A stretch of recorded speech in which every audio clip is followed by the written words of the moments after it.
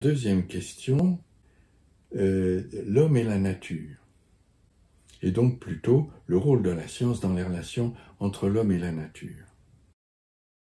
L'homme, alors les naturalistes ont caractérisé l'homme en tant qu'espèce animale, et donc ce qu'on dit classiquement, c'est que il y a 4 caractéristiques principales.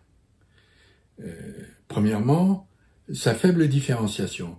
L'homme est très proche des grands primates, l'orang-outan, le chimpanzé, le gorille et le gibbon, et beaucoup plus proche que par exemple l'oiseau n'est proche du reptile. Donc ça c'est la faible différenciation. Seconde caractéristique, il y a son expansion. Il a conquis la totalité du globe. Et ensuite, le fait qu'il utilise des outils, son outillage qui l'accompagne, c'est-à-dire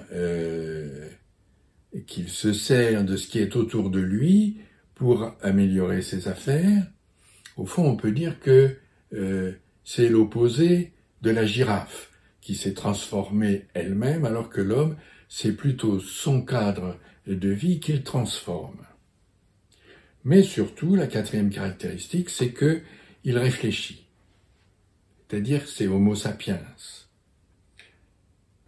Alors que il semble que les animaux sont plus spontanés et ont du mal à conserver 2 hypothèses à l'esprit simultanément. Alors, un point qui est intéressant, c'est que il semble que beaucoup de biologistes, et en particulier la figure très marquante de Jacques Monod, semblent penser, ou en tout cas écrivent comme s'ils pensaient que eh bien, la penser, être un homme, faire partie de l'aventure d'Homo sapiens, c'est en fait être capable de faire de la science. Ça, c'est tout à fait typique chez Jacques Monod. Par exemple, dans son célèbre livre, il évoque le caractère téléonomique du langage. L'avantage pour les hommes primitifs d'avoir le langage, pour Jacques Monod, ça permet d'organiser la chasse selon un projet d'organisation, puis ensuite de valider ce projet selon son résultat. Donc c'est ça, d'une certaine façon, Jacques Monod pense que les hommes deviennent sapiens parce qu'ils font de la science. Au fond, c'est la méthode hypothético-déductive qui a déclenché l'avantage que présente le hasard, que présente le langage pour cette espèce.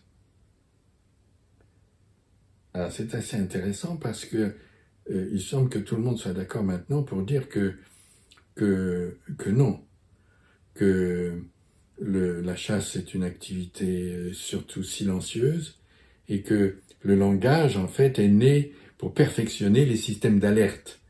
Ça n'est pas la même chose de prévenir qu'il y a un ours qui vient, ou des loups, ou un serpent. Et donc, et d'ailleurs, nous trouvons ces langages naissants chez beaucoup d'espèces animales, précisément pour les alertes.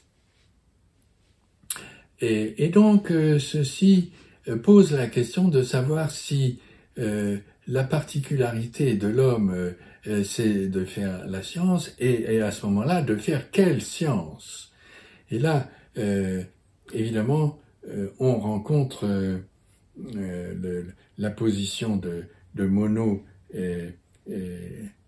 typique. Il s'agit pour lui de faire la science faite de lois putatives, qui sont ensuite vérifiés sur des cas particuliers, circonstanciés, pour savoir si ces cas sont dans le champ d'application de la loi ou en dehors de ce champ. C'est ce qu'on a appelé la science nomologique, de nomos, la loi en grec, la science nomologique. Et pour Monod, évidemment, la science, c'est celle-là, c'est la science qui s'est développée au XIXe siècle, tout à fait dans l'esprit du positivisme et d'Auguste Comte et du pragmatisme de John Stuart Mill. Donc cette science-là, évidemment, elle est très différente de la science de la précaution, la science des alertes, la science qui est fondée sur l'interprétation, qui se relie l'idée d'idéal type de Max Weber, qui se relie aux craintes qui sont d'abord subjectives, puis ensuite qu'on peut travailler pour en faire des craintes désintéressées selon les idées de Hans Jonas. Et donc tout ce courant de la science interprétative qui évidemment a une importance tout à fait fondamentale et que la science nomologique a laissé de côté pour plein de raisons. Science nomologique est aussi une science très masculine. Mais enfin ça c'est un autre volet de réflexion assez complexe et assez délicat.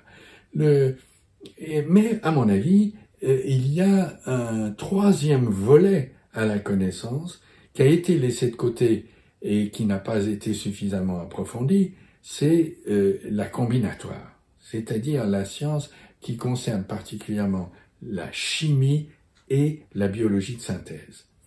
La science combinatoire, et là, on voit que cette science combinatoire a été laissée de côté, mais maintenant revient évidemment sur le devant de la scène dans les préoccupations contemporaines.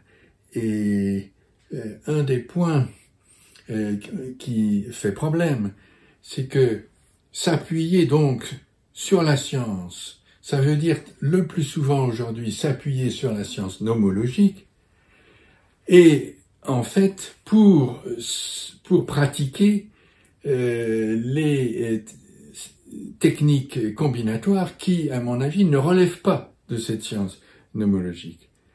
Et lorsqu'il y a des conflits et que les biologistes souhaitent que ce soit la communauté biologiste qui serve en quelque sorte de juge parce que c'est eux qui sont compétents et qui savent, il y a quand même là un quiproquo parce que, pour plusieurs raisons, d'abord ce que je viens de dire, c'est qu'on applique une pensée du XIXe siècle à des pratiques et des techniques qui sont foncièrement différentes, mais aussi parce que cette communauté des biologistes, elle est largement inconsistante.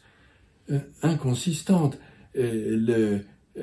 n'a pas d'institutions qui sont suffisamment légitimes pour apporter des contraintes sur les déontologies. Les réunions d'Asilomar et de Carthagène ne sont pas suivies. Donc cette communauté. Alors il faut savoir qu'est-ce que ça veut dire aussi être scientifique.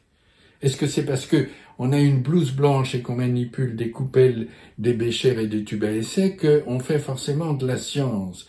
Est-ce que chez Bayer Monsanto on fait de la science? Est-ce que dans un laboratoire qui est protégé par un badge, on fait de la science? Donc ça c'est une vraie question qui est posée depuis que Yang Kui, ce biologiste chinois, a fait naître deux jeunes filles OGM en catimini.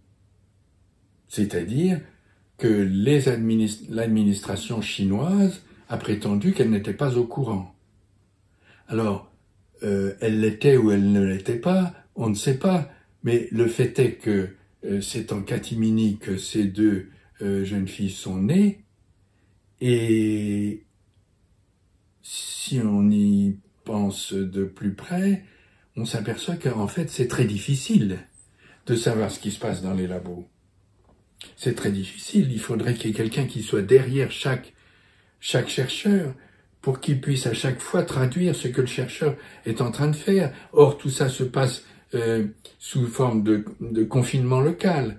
Et donc, ce que le chercheur est en train de faire, en train d'essayer, c'est très difficile de communiquer dessus, parce qu'en fait, il ne sait pas très bien lui-même ce qu'il essaye. Précisément parce que c'est combinatoire, il fait des essais. Fondamentalement, il fait des essais, et ces essais, il ne sait pas très bien ce que ça va donner. Sinon, sauf dans des cas qui ont déjà été expérimentés, ou dans certaines procédures sur lesquelles, effectivement, on a pris toutes les précautions nécessaires.